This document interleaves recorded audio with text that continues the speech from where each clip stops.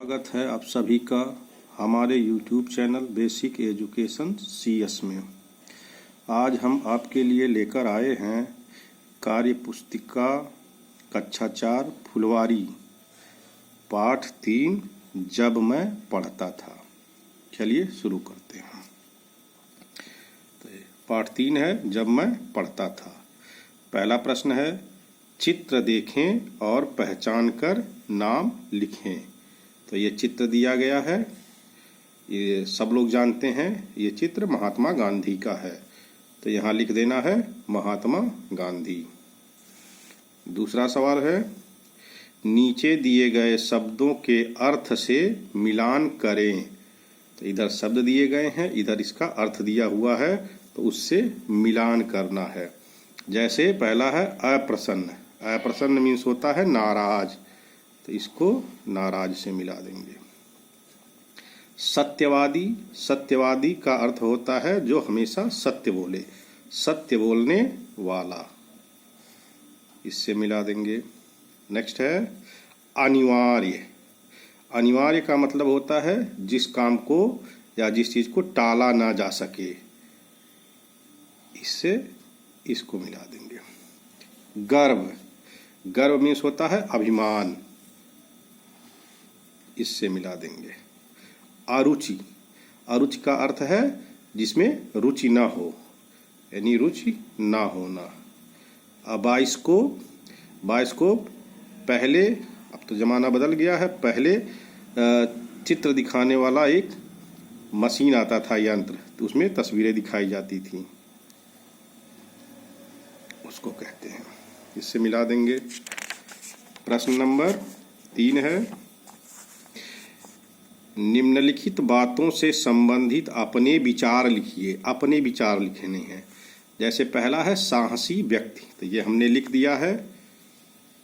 तो साहसी व्यक्ति का है जो जीवन में बड़ी से बड़ी समस्या का मुकाबला डटकर करता है, वह साहसी व्यक्ति होता है। दूसरा है पितृभक्ति, जिसका मन पिता के प्रति भक्ति भाव से भरा हो, अर्थात जो पिता का भक्त हो। तीसरा है नियमित व्यायाम।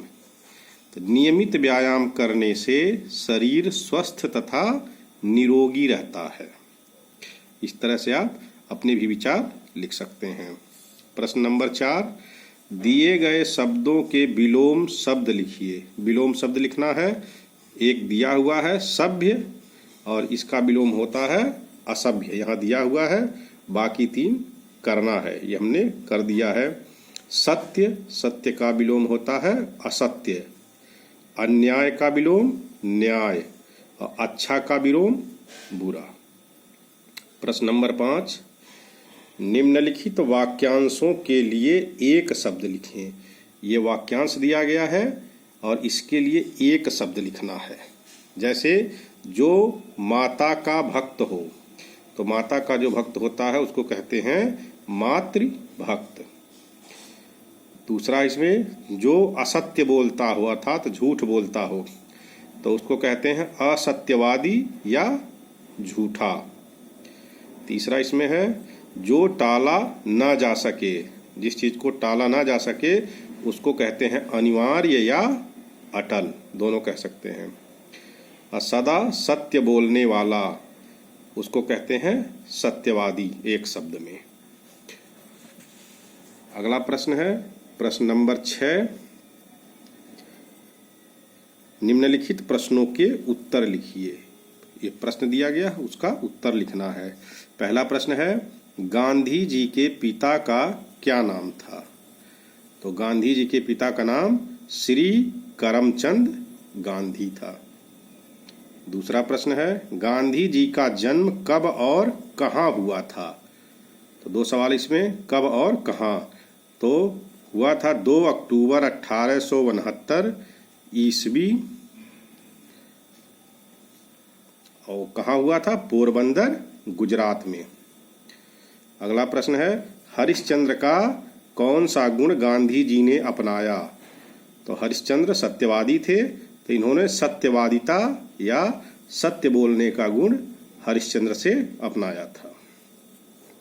प्रश्न नंबर 7 है, पाठ के संदर्भ में गांधी जी के बारे में मिलने वाली जानकारियों के आधार पर बॉक्स बनाते हुए शब्द जाल बनाएं। तो ये लिखा है गांधी जी, इसमें 2 लिखा हुआ है, जन्म 2 अक्टूबर 1869, फिर अगला लिखा है जन्म की जगह पोरबंदर, और इसके बाद इस तरह से एक एक वाक्य बॉक्स बना के लिखना है। तो ये हमने भर दिया है। अगला लिख सकते हैं इनके पिता का नाम श्री करमचंद गांधी, फिर अगला माता का नाम श्रीमती पुतलीबाई, फिर पत्नी का नाम श्रीमती कस्तूरबा गांधी। इसके बाद गांधी जयंती कब मनाते हैं? 2 अक्टूबर। फिर इनका पेशा क्या था? तो गांधी जी वकील थे, पेशा वकील। गांधी जी की मृत्यु 30 जनवरी 1948, और इनके पिताजी का पेशा या व्यवसाय था, ये राजकोट के दीवान थे। इसी तरह से प्रश्न नंबर 8, महात्मा गांधी के जीवन से संबंधित तस्वीरें इकट्ठा करके चिपकाएं।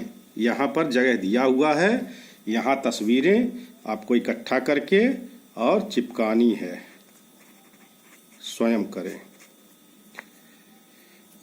ठीक। अगला प्रश्न है प्रश्न नंबर 9, महात्मा गांधी से संबंधित प्रेरक कथन लिखें। तो महात्मा गांधी से संबंधित प्रेरक कथन लिखना है। यहाँ लिखा हुआ है, महात्मा गांधी के अनुसार सुलेख शिक्षा का एक जरूरी अंग है, उसके लिए चित्रकला सीखनी चाहिए। सुलेख होने के, अच्छा लिखने के लिए चित्रकला सीखनी चाहिए। बालक जब चित्रकला सीखकर चित्र बनाना जान जाता है, तब यदि अक्षर लिखना सीखे तो उसके अक्षर मोती जैसे हो जाते हैं।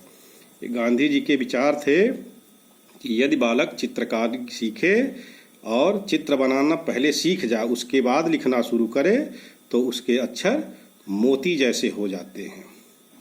इस तरह से ये पाठ 3 का संपूर्ण हल है। इसको आप लोग अच्छे से याद करके तैयार कर सकते हैं। अगर वीडियो पसंद आया हो तो इसको लाइक, सब्सक्राइब और शेयर जरूर करें। धन्यवाद।